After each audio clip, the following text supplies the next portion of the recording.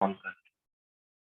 तो मैंने बताया था कि हमारी जो इंटेस्टाइन होती है वो दो टाइप की होती है, एक स्मॉल इंटेस्टाइन होती है और एक लार्ज इंटेस्टाइन होती है। छोटी आंत होती है और एक बड़ी आंत होती है। ये बात हम लोगों ने पढ़ा था।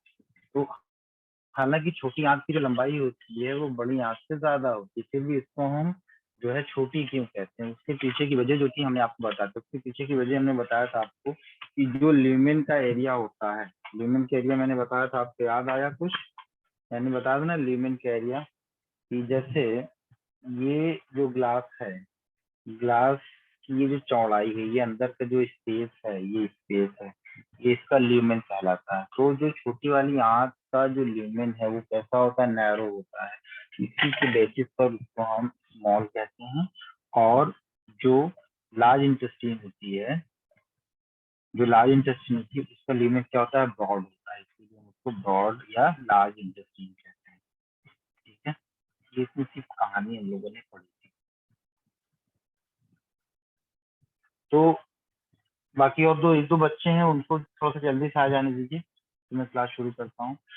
शाइस्ता मैम यहाँ पर हैं, आप बच्चों को एक बार मैसेज कर दीजिए इंडिविजुअली कि वो आ जाए जल्दी से क्लास ज्वाइन करने। कौन बचा है यहाँ पे? जैसे हमारा हिमांशु है यहाँ पे, हिमांशु नहीं है, और भी एक दो बच्चे जो है उनको कह दीजिए। तो बेटा ये स्मॉल इंटेस्टाइन की बात, हमने आपको बताया था पाइलोरिक पार्ट ऑफ स्टमक के पास कुछ आपके एंडोक्राइन सेल्स होती हैं। वो एंडोक्राइन सेल्स में एक था आपका जी सेल्स था। जी सेल्स जो रिलीज करता है वो गैस्ट्रिन हार्मोन रिलीज करता है। डी सेल्स जो होती हैं वो सोमैटोस्टैटिन का सिक्रीशन करती हैं। और अर्जेंटाफिन सेल्स एक होती हैं जो कि सीरोटोनिन का सिक्रीशन करती हैं। बड़ा ही इंपॉर्टेंट जो है ये आपका केमिकल है। अब आप देखिए स्मॉल इंटेस्टाइन की बात हम यहाँ पर करने जा रहे हैं। ठीक है बच्चे, इसकी बात करने जा रहे हैं, स्मॉल इंटेस्टाइन की बात हम करने जा रहे हैं। तो यहाँ पर आप लिख लीजिएगा स्मॉल इंटेस्टाइन की बात हम करेंगे। कि स्मॉल इंटेस्टाइन की बात करेंगे तो सबसे पहले चीज, स्मॉल इंटेस्टाइन की जो लेंथ होती है वो अप्रोक्सीमेटली 6.25 मीटर होती है। कितनी होती है? 6.25 मीटर होती है। इस बात को याद रखना। कितनी? 6.25 से 6.5 मीटर तक की हमारे स्मॉल इंटेस्टाइन की लंबाई होती है। आप समझ रहे हो, हमारी खुद की लंबाई इतनी नहीं है जितनी हमारी छोटी आंत यानी कि स्मॉल इंटेस्टाइन की लंबाई है। ठीक है, इसके 3 मेजर पार्ट्स होते हैं स्मॉल इंटेस्टाइन के। कितने मेजर पार्ट होते हैं? 3 मेजर पार्ट होते हैं। पहला मेजर पार्ट क्या कहलाता है? सी शेप का होता है। किस शेप का? सी शेप का होता है या यू शेप का होता है, जिसको हम बोलते हैं ड्यूडेनम। उसके बाद जो दूसरा पार्ट आता है जहां पर सबसे मैक्सिमम हमारे डाइजेस्टेड फूड मटेरियल का एब्जॉर्प्शन होता है, उस पार्ट को हम बोलते हैं जेजुनम। तीसरा जो इम्पोर्टेंट पार्ट आता है जहां पर absorption rate as compared to jejunum कम होता है, उसको हम बोलते हैं क्या है? इलियम। 3 पार्ट हो गए स्मॉल इंटेस्टाइन के, 3 मेजर पार्ट हो गए, 1, 2 और 3। पहला वाला जो होता है उसको हम बोलते हैं ड्यूडेनम। दूसरा जो होता है उसको हम बोलते हैं जेजुनम। और तीसरा जो होता है उसको हमने कहा है इलियम। देखिए देखिए, ये 3 मेजर पार्ट आप देखते हैं। ये वाला जेजुनम है, ये वाला क्या है? ड्यूडेनम है, फिर ये वाला जेजुनम है, और फिर ये वाला कौन सा है बेटा? ये आपका इलियम है। अब देखिए 3 अलग अलग शेडेड में दिखाई पड़ रहे हैं। ये यू शेप का है, ये यू शेप का या सी शेप का, आप कह लीजिए। पलट के देखोगे ऐसे कर दो तो ये हो जाएगा, और ऐसे देखोगे तो ये सी शेप का है। सी शेप का ड्यूडेनम है। और फिर ये ब्लू, ये डार्क ब्लू कलर वाला जो दिख रहा है ये क्या है? आपका जेजुनम है। उसके बाद लास्ट वाला जो दिख रहा है ये क्या है? आपका इलियम। इसको थोड़ा सा और क्लियर करके यहाँ पर दिखाया गया है इस वाले डायग्राम में, आप देखिए। यहाँ वाले इस एरिया में क्या होता है, इस वाले एरिया में होगा आपका स्टमक।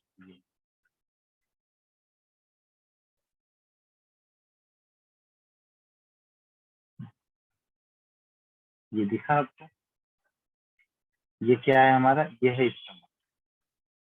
स्टमक के बाद ये पर्टिकुलर एरिया इसके साथ जुड़ा हुआ था, ये पाइलोरिक पार्ट था स्टमक का, कल पढ़ा था ना, ये पाइलोरिक पार्ट था स्टमक का। और यहाँ पर क्या था, पाइलोरिक स्फिंक्टर था, ये पाइलोरिक स्फिंक्टर था जो कि यहाँ का जो फूड मटेरियल है इसको बैक फ्लो होने से प्रिवेंट कर रहा था। तो चमका बात क्या हुआ पूजा, यहाँ मैं जोक सुना रहा हूँ क्या बेटा? सर तुमको स्टमक को देख हंसी आ रही थी, फिर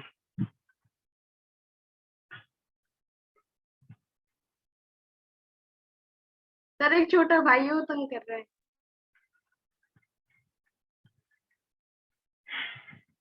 चल, ये वाला जो स्फिंक्टर था इसको हमने कहा था ये पाइलोरिक स्फिंक्टर है।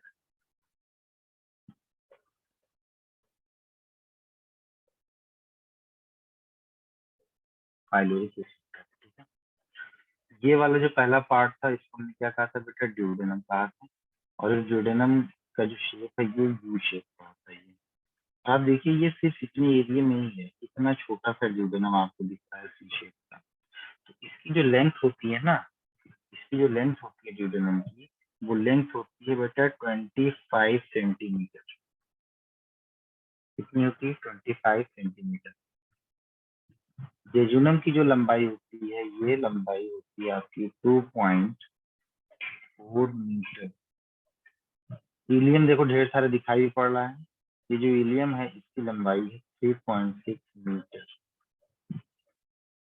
अब ये जो इलियम का ये वाला जो रीजन है, ये वाला जो रीजन है इलियम का, ये लार्ज इंटेस्टाइन के साथ जाकर के ओपन होता है। यहाँ से देखना हमारी बात, ये लार्ज इंटेस्टाइन में जाकर के ओपन होता है, तो ये यहाँ पर जाकर के ओपन होता है,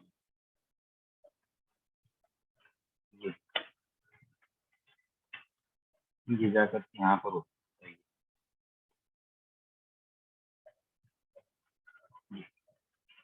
लार्ज इंटेस्टाइन का ये वाला जो रीजन होता है ना, इसको हम बोलते हैं सीकम। लार्ज इंटेस्टाइन का ये वाला जो रीजन होता है उसको हम कहते हैं सीकम। और ये जो पूंछ जैसा स्ट्रक्चर दिखाई पड़ता है, इस पूंछ जैसे स्ट्रक्चर को हम बोलते हैं अपेंडिक्स। कहते नहीं अरे उसको अपेंडिक्स हो गया, उसको अपेंडिसाइटिस हो गया, एक्चुअल में यहाँ पर उसको होता है पेन। यहाँ पर इधर है हमारा लार्ज इंटेस्टाइन, यहाँ पर नीचे, यहाँ पर अपेंडिक्स होता है। और ये अपेंडिक्स जो होता है हमारे आपके अंदर, ये होता है वेस्टिजियल। कैसा होता है ये, वेस्टिजियल। वेस्टिजियल का मतलब ये हमारे पूर्वजों में हुआ करता था, एंसेस्टर्स में रहता था, हमारे अंदर इसका कोई वेल रेनाउंड फंक्शन नहीं है, ठीक है। इसके अंदर कोई रेनाउंड फंक्शन इसमें नहीं दिख रहा है आपको, ठीक है। इससे उसको क्या बोलते हैं, वेस्टिजियल। तो पॉइंट टू बी नोटेड, अब तक हमने जितनी चीजें पढ़ी है, माउथ से खाना खिसका बोलस बन के वैसे सेगस ऐसे आया, स्टमक में पहुंचा, जहां स्टमक और ओइसोफेगस का जंक्शन था वहां पर एक स्फिंक्टर था, ताकि जब खाना हमारा बोलस हमारा स्टमक में पहुंचे, स्टमक में पहुंचने के बाद वो रिवर्स फ्लो ना कर पाए, तो इसके लिए ओइसोफेगल स्फिंक्टर था जिसको हम कार्डियक स्फिंक्टर कह रहे हैं।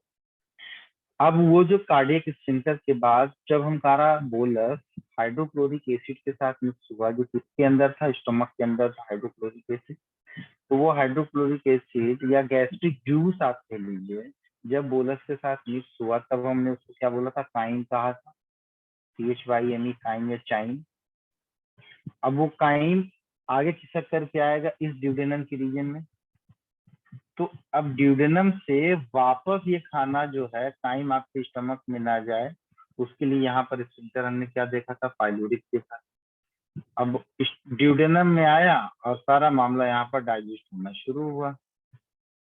जैसे डाइजेस्ट होना शुरू हुआ, डाइजेशन हुआ, एब्जॉर्प्शन हुआ, और अनडाइजेस्टेड फूड मटेरियल जो था, वो अनडाइजेस्टेड फूड मटेरियल अब इस इलियम के रीजन से आ करके कहाँ जाएगा, इस सीकम के रीजन में पहुंचेगा।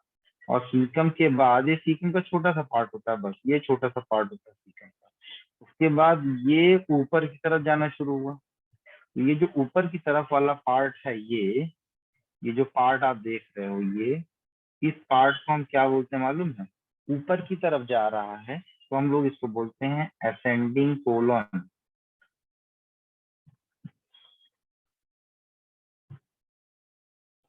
इसको बोलेंगे असेंडिंग कोलन।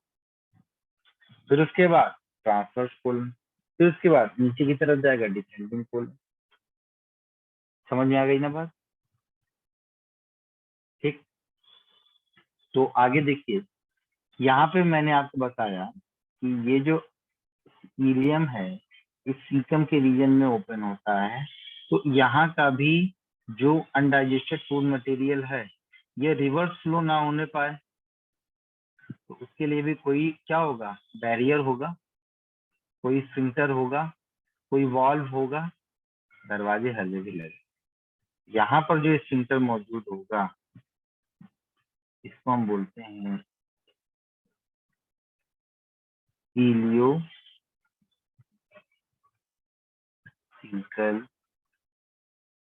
वॉल। क्या बोलेंगे हम इसको? इलियोसिंकल। ठीक है बच्चे, इसको जल्दी से बना लो अपने को।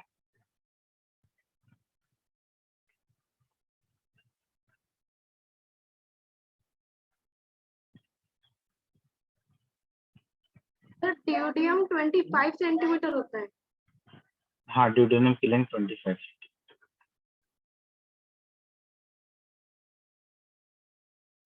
सर अगर इन्हें प्लस करेंगे तो 6.25 मीटर तो नहीं आएगा। जोड़ लो।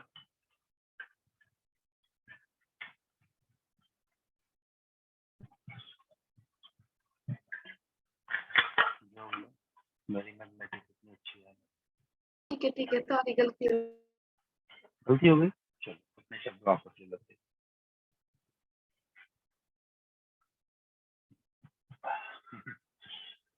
क्यों भाई सिद्धार्थ शर्मा,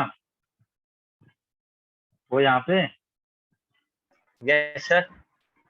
गुड। समझ में आ रहा है ये? यस सर, आ गया समझ। मैं इतना धीरे धीरे पढ़ा रहा हूँ, समझ में क्यों नहीं आया?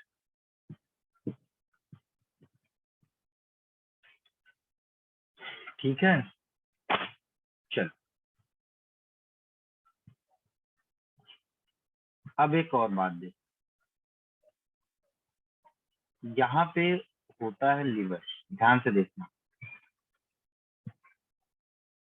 ये एरिया आपका है। जैसे ये आपने देखा था, ये हमारा स्टमक था ना भाई, और ये हमारा स्टमक था, ये हमारा स्टमक था। और ये क्या दिख गया आपको? ड्यूडेनम दिख गया। कोई दिक्कत नहीं है ना? ये सी शेप का ड्यूडेनम दिख रहा है ना? ये इसके ड्यूडेनम के लूप में, जो लूप ऑफ ड्यूडेनम है, बहुत ध्यान से समझना है मेरी बात, जो लूप ऑफ ड्यूडेनम है, इसके अंदर प्रेजेंट होता है तुम्हारा पैंक्रियाज।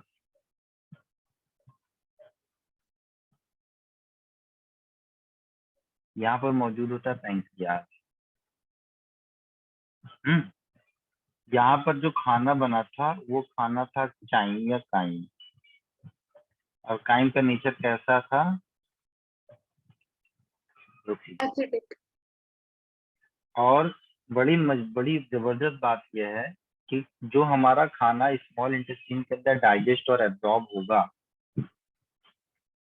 तो सारा का सारा प्रोसेस एसिडिक मीडियम में कभी नहीं होगा, वो बेसिक मीडियम में होगा। तो मेरे पास पहला काम ये हुआ कि हम उस खाने की एसिडिटी को न्यूट्रलाइज करके उसको हम बेसिक मीडियम में ले आएंगे। तभी हमारे पैंक्रियाज से निकलने वाले जो अलग अलग टाइप के एंजाइम्स हैं, तभी हमारे उस खाने के ऊपर प्रॉपर वे में काम कर पाएंगे, अदरवाइज वो काम नहीं कर पाएंगे। तो इसको न्यूट्रलाइज करने के लिए क्या किया जाता है कि जो हमारा गॉल ब्लेडर में स्टोर्ड जो आपका बिलीरुबिन और बिलीवर्डिन होता है, और जो बाइल जूस होता है, स्पेशली हम कह सकते हैं बाइल जूस जो होता है, वो बाइल जूस क्या करता है, हमारे इस खाने की एसिडिटी को न्यूट्रलाइज करता है। न्यूट्रलाइज करने के बाद हमारा जो पैंक्रियाज का एंजाइम होता है उस खाने के ऊपर प्रॉपर काम करके उसको डाइजेस्ट करवा देगा और फिर एब्जॉर्ब हो जाएगा। तो ये काम कैसे हो रहा है देखिए, यहाँ पर प्रेजेंट है आपका लीवर, ये मौजूद है आपका लीवर, और इस लीवर से सटा हुआ है क्या, इस लीवर से लगा हुआ है आपका गॉल ब्लेडर। तो गॉल ब्लेडर से एक डक्ट निकली और ऊपर से पैंक्रियाज से एक डक्ट आई, सॉरी ये लीवर के दो लोब होते हैं ना, ऐसे दो लोब होते हैं, एक डक्ट इधर से आ रही है, एक डक्ट इधर से आ रही है, दोनों फिर एक कॉमन डक्ट बन गई, कॉमन बाइल डक्ट। फिर ये डक्ट जा करके यहाँ पर पैंक्रियाज के पास जाकर के ओपन ऐसे होती है। पैंक्रियाज के पास ओपन होने के बाद जो पैंक्रियाज की डक्ट होती है उसके साथ मिल करके यहाँ पर जाकर के ये ड्यूडेनम में ओपन, ये ड्यूडेनम में। ये हिपैटोपैंक्रियाटिक सिस्टम जो है मैं अभी आपको पढ़ाऊंगा, मैं एक ओवरव्यू दे रहा हूँ। अगर मैं डायरेक्टली ये लिख पाता कि duodenum receives the bile juice, आप कह सकते हैं ड्यूडेनम रिसीव्स द हिपैटोपैंक्रियाटिक डक्ट, आप कभी नहीं समझ पाते कि ये है क्या। हिपैटो वर्ड आया है हिपैटिक से, हिपैटिक का मतलब होता है लीवर, पैंक्रियाटिक डक्ट का मतलब पैंक्रियाज की डक्ट। तो हिपैटोपैंक्रियाटिक डक्ट का मतलब ये हुआ कि लीवर से आने वाली डक्ट और पैंक्रियाज से निकलने वाली डक्ट, इन दोनों डक्ट को क्या करता है ड्यूडेनम रिसीव करता है। रिसीव क्यों करता है, उसके दो काम होते हैं। पहले तो काइन की एसिडिटी को न्यूट्रलाइज करता है, दूसरा पैंक्रियाज के जो एंजाइम्स हैं उन सारे एंजाइम्स का प्रॉपर वे में फंक्शन। तो इस ड्यूडेनम के अंदर आप इस पॉइंट को मेंशन करिएगा कि ये सी शेप का है, या आप कह सकते हो यू शेप का है, यू शेप है, ठीक है। और ये क्या करता है, इट रिसीव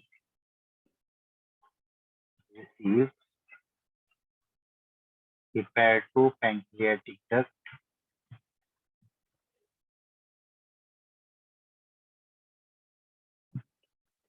हिपैटोपैंक्रियाटिक डक्ट को ये क्या करता है, रिसीव करता है।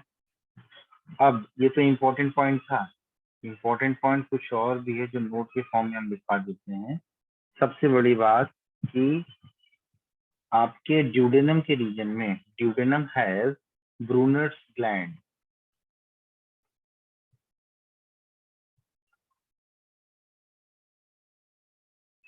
Have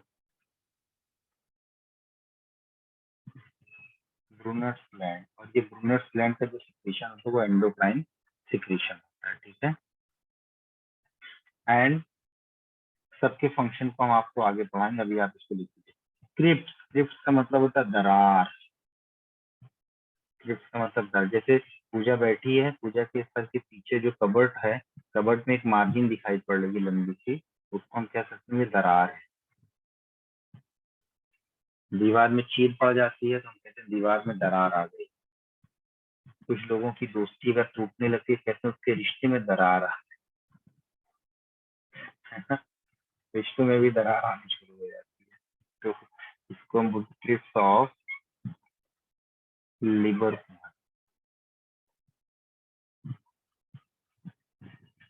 crypts of liver, liver कौन की दरार है।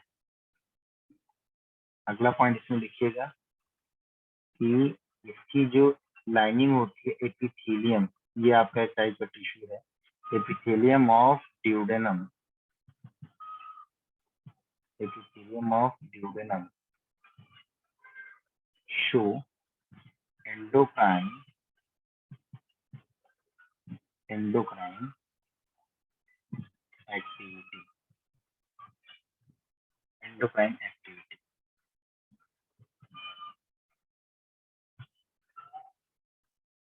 ठीक है। और क्या बताया हमने, और हमने आपको बताया था कि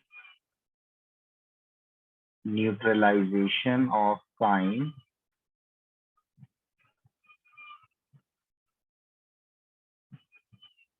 neutralization of chyme occurs in duodenum,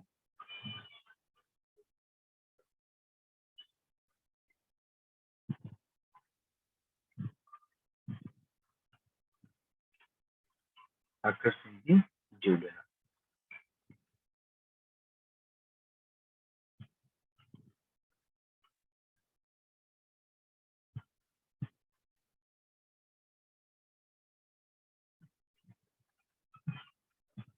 ये लिख लो।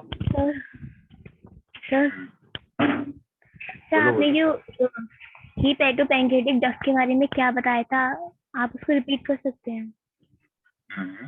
मतलब कहाँ से आती है?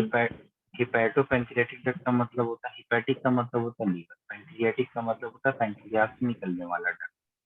तो ड्यूडेनम क्या करता है, ड्यूडेनम रिसीव करता है लीवर से आने वाली डक्ट को। ये लीवर से डक्ट आ रही है, ये वाली डक्ट कहाँ से आ रही है, लीवर की तरफ से आ रही है, और ये वाली डक्ट कहाँ से निकल रही है,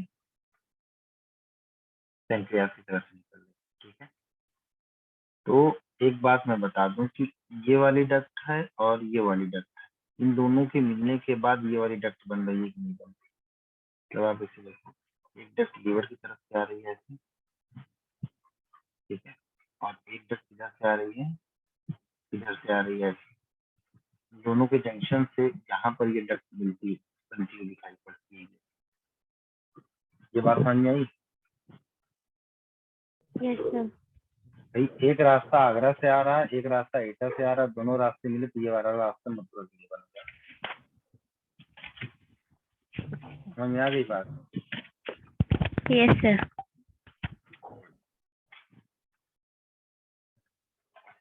तो इसी ये वाली जो डक्ट आपको दिखती है ना, ये वाली कौन सी डक्ट, ये वाली जो डक्ट है, ये वाली, इस डक्ट को हम बोलते हैं हिपैटोपैंक्रियाटिक डक्ट। ठीक है, हिपैटोपैंक्रियाटिक डक्ट। तो कॉमनली हम आपको बताते हैं, ये वाली जो डक्ट है ना, ये वाली, ये आपका गॉल ब्लैडर, ये आपका गॉल ब्लैडर, जिसको पित्ताशय कहते हैं पित्त की थैली में पथरी हो गई है।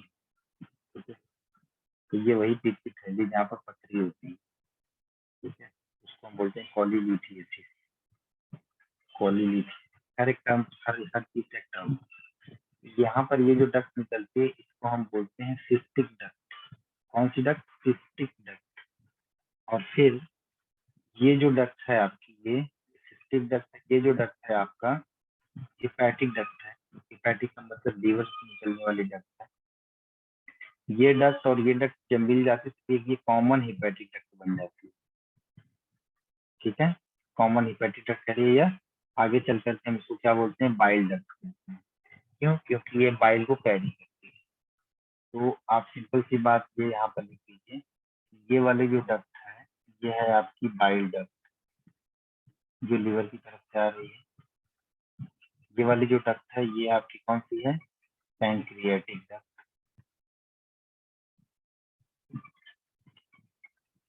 ये वाली जो डक्ट बनती है, इसको हम बोलते हैं हिपैटोपैंक्रियाटिक डक्ट।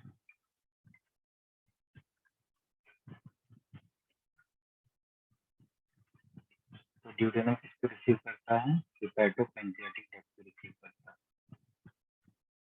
अब समझ में आया? कोई कंफ्यूजन है इसमें? पूजा, शगुफ्ता, अनाया, सिद्धार्थ, आगे हम किसको समझाएंगे बेटा? ठीक है,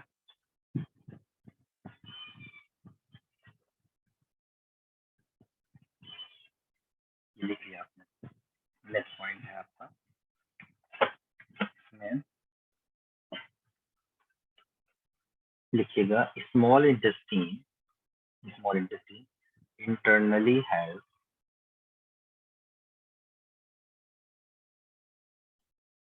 small intestine internally has folds। अंदर की तरफ कुछ folds होते हैं। internally had folds, किस टाइप का फोल्ड होता है? ये सर्कुलर फोल्ड होता है। ठीक है, सर्कुलर फोल्ड, कॉमा विलाई, जो फिंगर लाइक प्रोजेक्शन होते हैं उसको विलाई कहते हैं। ठीक है, और माइक्रो विलाई, जो विलाई से छोटे होते हैं वो आपको माइक्रो विलाई। ये तीनों मिलकर circular fold, villi and microvilli, ये तीनों मिल करके जो एब्जॉर्प्टिव सरफेस एरिया होता है वो बढ़ा देते हैं, ठीक है।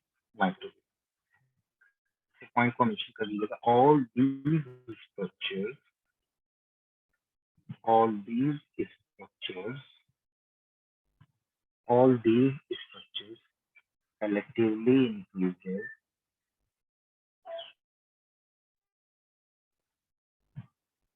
collectively increases surface area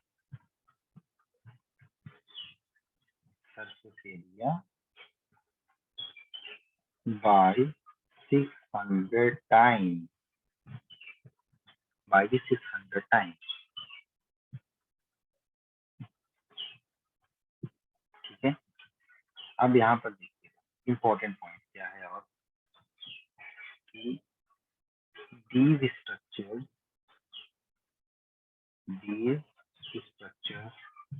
are more numerous in jejunum। मैंने बताया था शुरू की क्लास में जेजुनम के एरिया में ज्यादा एब्जॉर्प्शन होता है, तो इसका मतलब जो विलाई, माइक्रोविलाई और ये जो सर्कुलर फोल्ड्स हैं ये किस एरिया में सबसे ज्यादा होंगे, ये जेजुनम एरिया में सबसे ज्यादा होंगे। वेल अंडरस्टूड है ये। तो क्या कहा मैंने कि these structures are more numerous in jejunum, ठीक है, jejunum, number and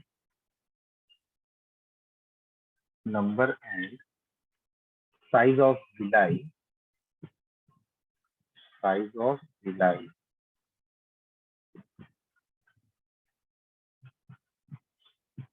gradually decreases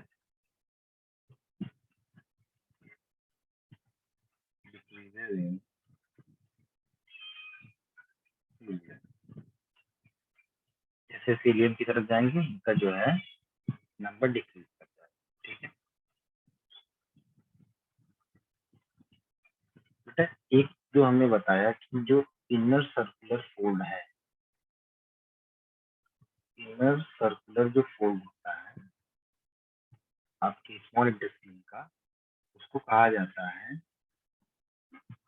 plica सर्कुलरिस। इसको हम बोलते हैं प्लीका सर्कुलरिस।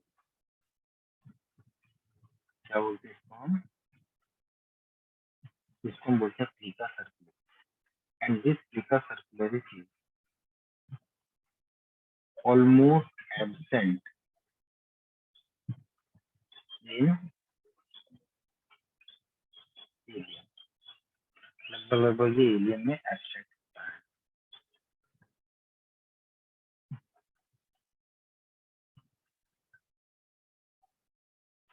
और नेक्स्ट पॉइंट है helium has some lymph patches। lymph patches क्या करते हैं, lymphocyte वगैरह का सिक्रेशन करते हैं, जो कि क्या करेंगे, हम हमारे बॉडी में इम्यून सिस्टम को डेवलप करेंगे। कोई भी फॉरेन पैथोजन जब हमारी बॉडी में एंटर करता है तो यही जो है लिम्फोसाइट क्या करते हैं, उसको किल करने का काम करते हैं, ठीक है। तो ileum has some lymph patches, ये टीसी है, ये लिम्फ पैचेस, ठीक है। लिम्फ पैचेस कितने होते हैं, 20 to 30, which is called the Pierce patches। क्या बोलते हैं इसको, Pierce patches।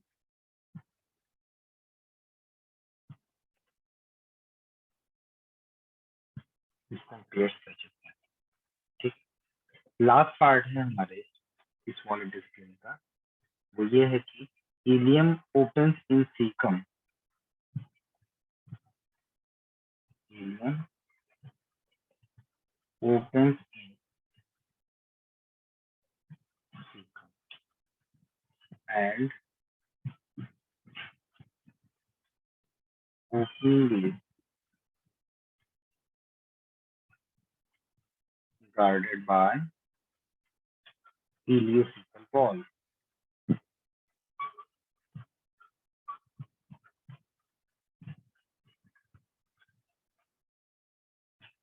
divided by area is equal to all.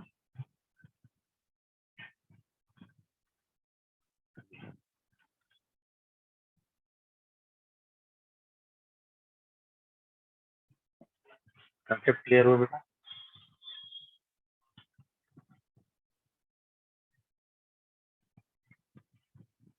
लिखिए आपने।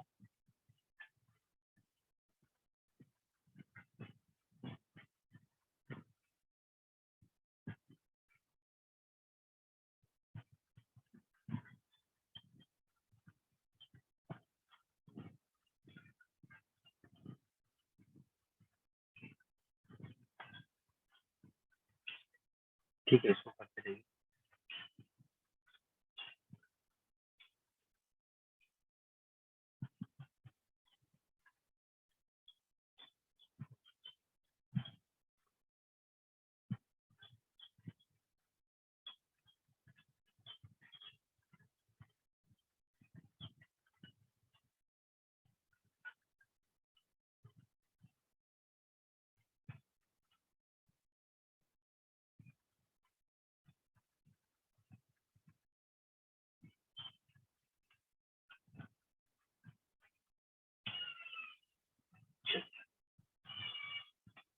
अब हम जो बात करने जा रहे हैं भैया, वो बात हमारी क्या की है, वो है हमारी बात लार्ज वाले इंटेस्टाइन की, बड़ी वाले आंत की। तो एक एक करके हम उसकी सारी इंफॉर्मेशन ले लेंगे। ये हमारा है लार्ज इंटेस्टाइन। अच्छा ये बताइए, आप लोग अपने ही बारे में पढ़ रहे हैं, ठीक है? आप लोग अपने बारे में ही पढ़ रहे हैं, तो कैसा लग रहा है? अपने माउस के बारे में, अपने पेट के बारे में, कि अब हम खाना खा रहे होंगे तो ये हमारे सलाइवा के साथ मिक्स हो रहा है, अरे वाह, अब ये खिसक करके जाएगा पेट में, या पेट के अंदर जाएगा तो गैस्ट्रिक जूस के साथ मिलेगा, फिर मिलने के बाद अरे बाप रे, ये धकार आ गई, कैसे गला जलने लगा। ये गला जो जल रहा है ना, ये जरूर ये HCl की वजह से गले में जलन हो रही है, उसको हम हार्ट बर्न कह रहे हैं। जब पिज्जा खा लो और कोल्ड ड्रिंक के साथ उसके बाद में पानी मत पियो, देखो ढकार जब आती है तो गला जल जाता है। ठीक है, पिज्जे की स्मेल रहती है पूरे मुंह में, तो that's not a good thing, but I don't like more pizza and burger. Burger कहते हैं ना, बर्गर। बर्गर पसंद होगा आप सबको, बहुत मजे से खाते हो, चाउमीन वगैरह, नूडल्स वगैरह। लॉकडाउन पे मिल नहीं रहा होगा।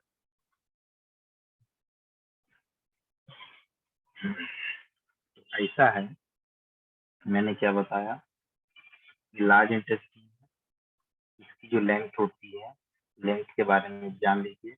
ये लेंथ इसकी 1.5 मीटर होती है, और इसकी जो डायमीटर होता है, डायमीटर डायमीटर का मतलब क्या होता है कि इसका जो ल्यूमेन एरिया है, यानी कि ये ये जो ल्यूमेन एरिया है, ये वाला,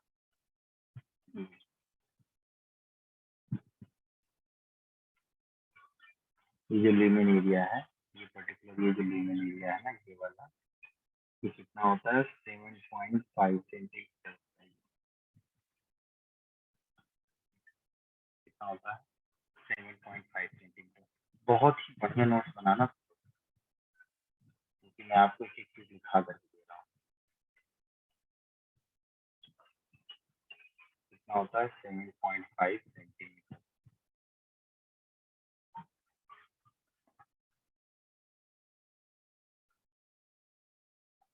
ये देखो, ये लार्ज इंटेस्टाइन शुरू,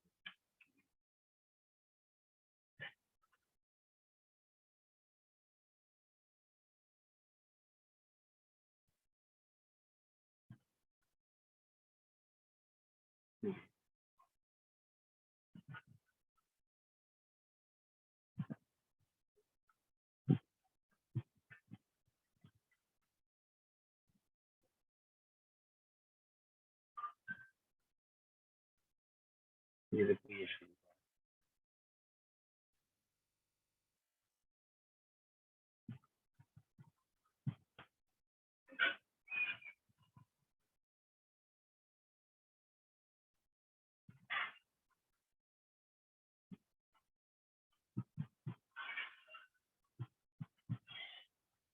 ये आपका है लार्ज इंटेस्टाइन।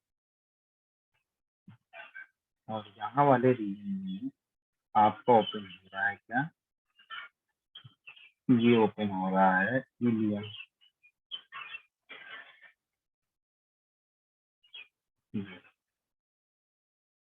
सॉरी इलियम पैराथी जो है, हाँ इलियम ही ओपन, इलियम और ये सीकम पार्ट। तो ये क्या है, ये है इलियम,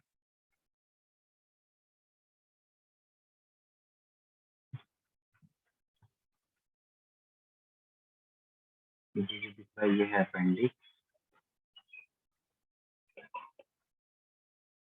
ठीक है। यहाँ पर आपको कर्वेचर दिख रहा है ना, घुमाव, ये घुमाव है, एक घुमाव आपको इधर भी दिखाई पड़ रहा है, ये आपको दो घुमाव दिखाई पड़ रहा है,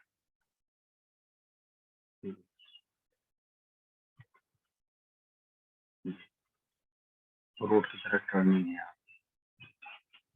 ये वाला पार्ट, ये वाला पार्ट, ये वाला ऊपर की तरफ जा रहा है, इसीलिए इसको हम बोलते हैं असेंडिंग, इसलिए इसका नाम हो जाता है असेंडिंग, ऊपर की तरफ जा रहा है।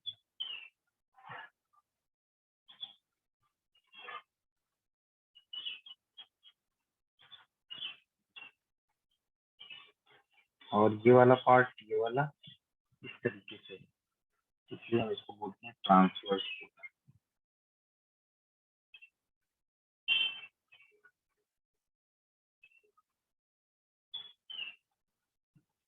ये वाला पार्ट नीचे की तरफ आ रहा है, इसीलिए हम इसको बोलते हैं डिसेंडिंग कोलन।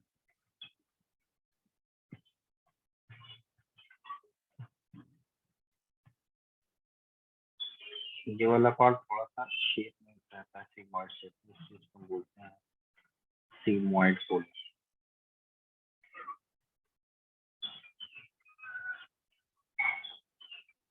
क्या बोलते हैं इसको, सिग्मॉइड कोलन। और ये वाला रीजन है, इसको हमने कहा रेक्टम, और ये रीजन जो दिख रहा है उसमें, इसको हमने कहा एनम, ठीक है। बीच बीच में जो डिप्रेशन दिखाई पड़ रहा है ऐसे वाला, दिख रहा है ना, ये डिप्रेशन था, ये ऐसे आया, फिर डिप्रेशन हुआ है ना, देख रहे हो ना, इंटेस्टाइन में डिप्रेशन था। इस डिप्रेशन को हम मालूम है क्या कहते हैं हॉस्टा, ये डिप्रेशन,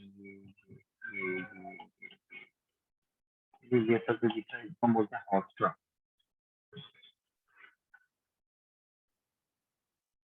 तो ये सब जो दिख रहा है ये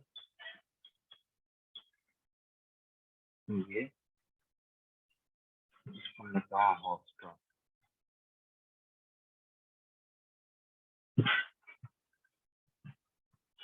ठीक।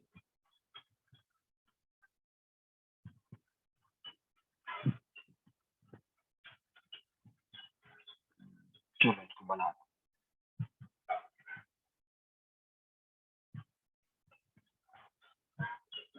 ये रीजन इसको हमने कहा था सीक्वेंस,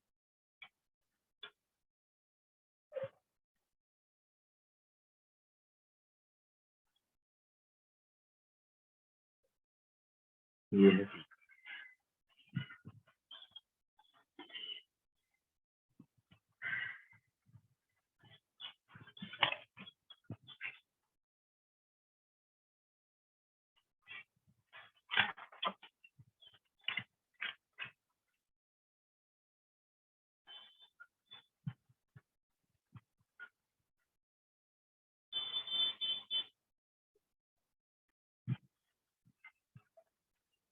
तो इसमें देखो ये जो अपेंडिक्स लिखा हुआ है, अपेंडिक्स के अंदर अगर पेनफुल इन्फ्लेमेशन होता है तब हम इसको क्या बोलते हैं, appendicitis.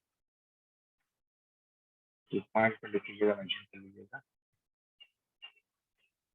Painful inflammation called appendicitis.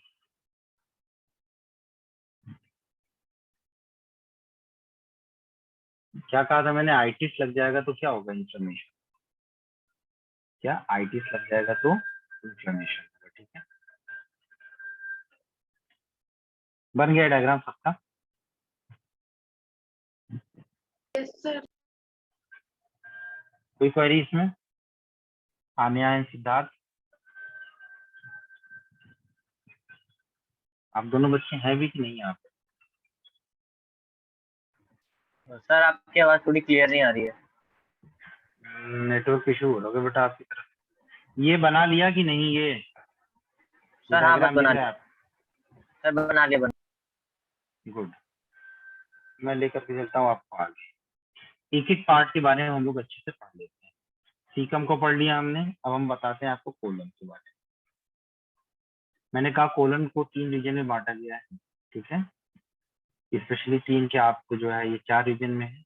Ascending colon है, ट्रांसवर्स कोलन है और डिसेंडिंग कोलन है ना। 3 रीजन में है कोलन हमारा, ascending colon, transverse colon, descending colon.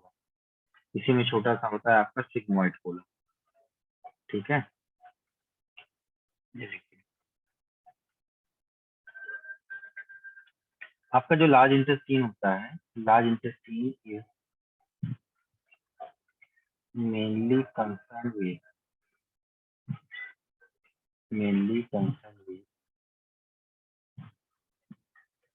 with water absorption,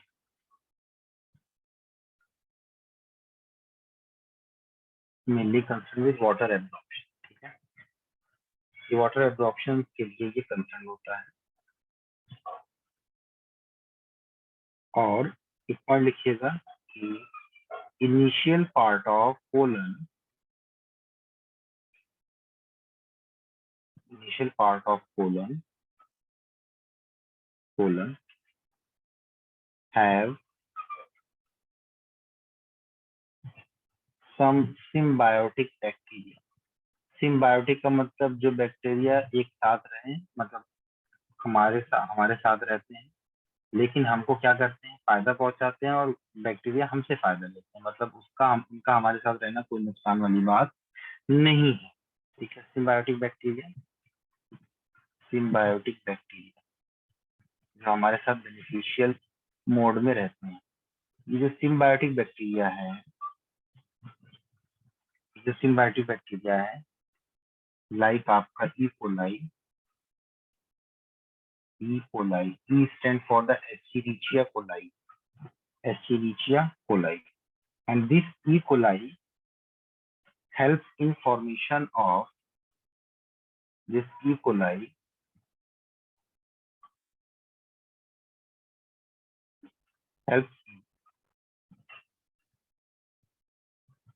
formation of formation of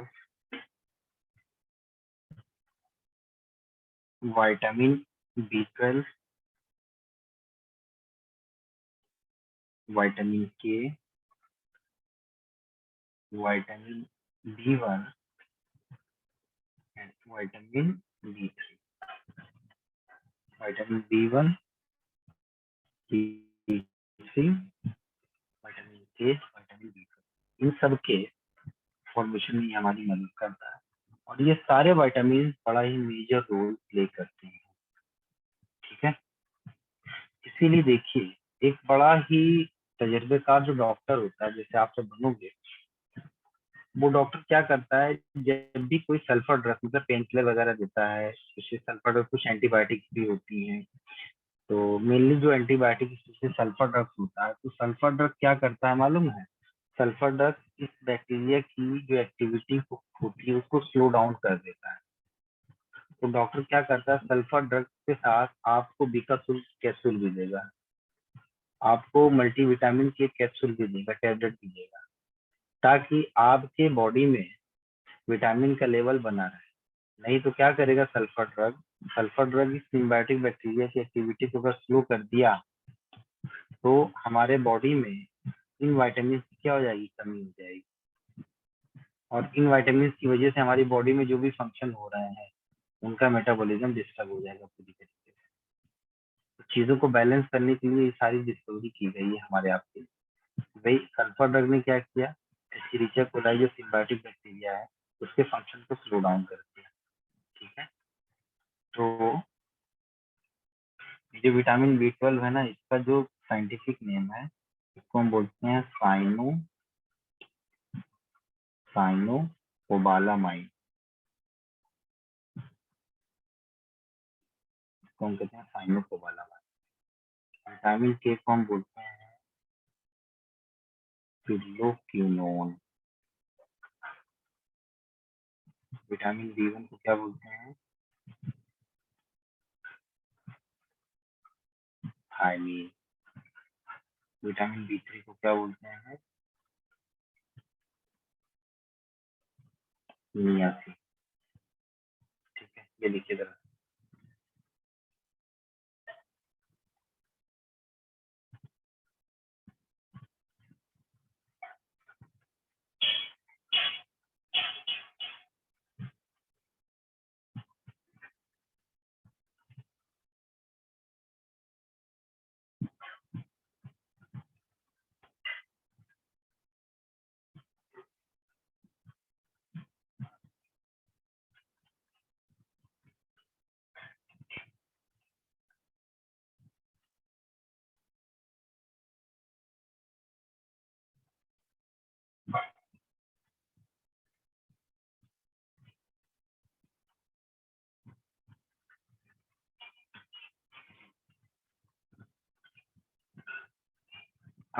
आपको जब मैं वो पढ़ाऊंगा, क्या कहते हैं, डीएनए वगैरह पढ़ाऊंगा, तो उस डीएनए में एक बात बताऊंगा। यहाँ पर इम्पोर्टेंट पॉइंट ले लीजिएगा कि एक आपके डीएनए में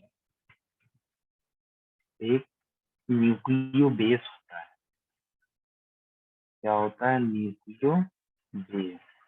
उस न्यूक्लियो बेस का नाम मालूम है क्या है? उस न्यूक्लियो बेस का नाम है थायमीन। दोनों थायमीन में क्या फर्क है? बोलो पूजा, दोनों थायमीन में क्या फर्क है? अरे लड़की, दोनों थायमीन में स्पेलिंग का फर्क दिखा। स्पेलिंग, ये थायमीन है, ये थायमीन। या तो थियामीन पढ़ लो, तो चाहे थायमीन पढ़ लो। ये स्पेलिंग लिखेगा तो विटामिन बी1, ये स्पेलिंग लिखेगा तो ये न्यूक्लियो बेस है। ठीक है, इसका न्यूक्लियो बेस है पायरिमिडीन। क्या बताना था हमको? लिखिए point.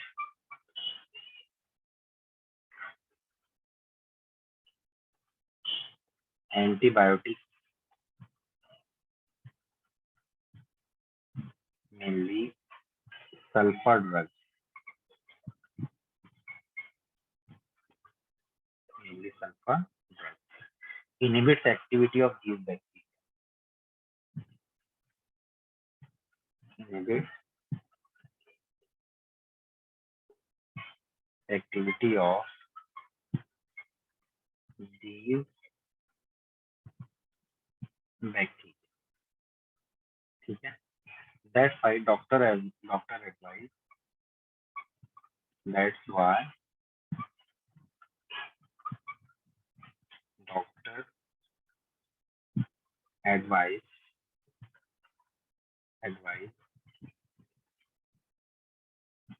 to take multivitamins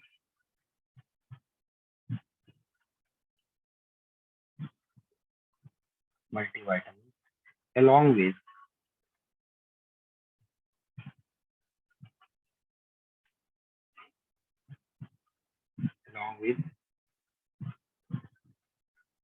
antibiotics, along with antibiotics। ठीक है,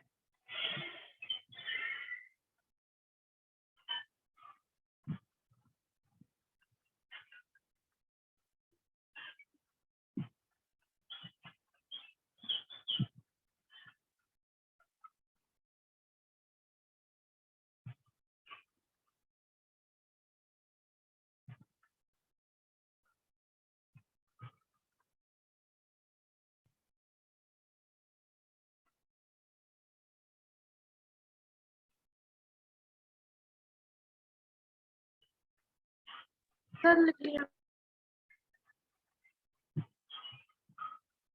एक पॉइंट मैंने क्या बताया, colon is mainly concern with absorption of water, है ना। इसके साथ एब्जॉर्प्शन ऑफ वाटर के साथ ये कंसर्न,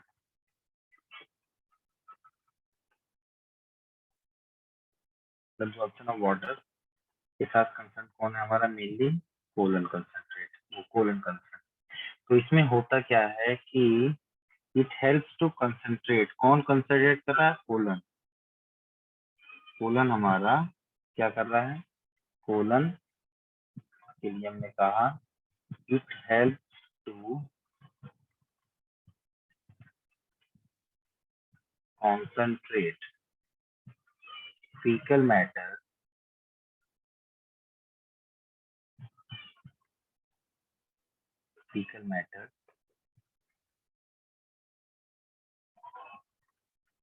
ठीक है, फीकल मैटर, जो स्टूल डिस्चार्ज होता है उसको फीकल मैटर कहते हैं। और एक पॉइंट है कि daily passage of water,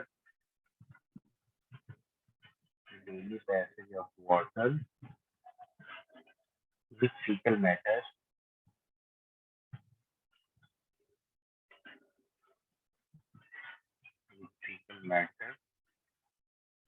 is about 150 ml, 150 ml, ठीक है।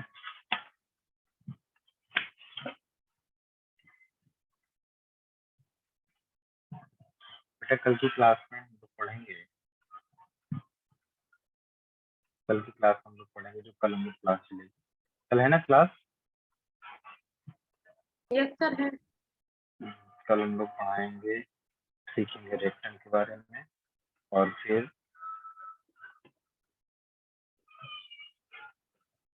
Histology of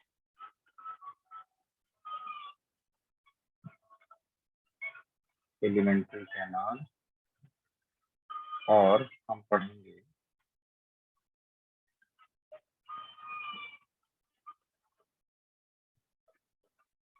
digestive gland. कल हम इनके बारे में पढ़ेंगे, ठीक है। सर बेटा बोलो। सर वो आपने होमवर्क दिया था, उसमें जो टीथ में गैप हो जाते हैं उसे हम डायस्टेमा कहते हैं, उसको हम डायस्टेमा कहते हैं, डायस्टेमा। तो सर जो गैप नेचुरली हो जाते हैं या टूटने के बाद जैसे दांत टूट जाते ये हैं, हमारे आप वाले गैप की बात नहीं कही, ये जो खरगोश के दांत में गैप होता है उसको कहते हैं। एनिमल का मतलब। हाँ ओके सर। चलो बेटा बाय।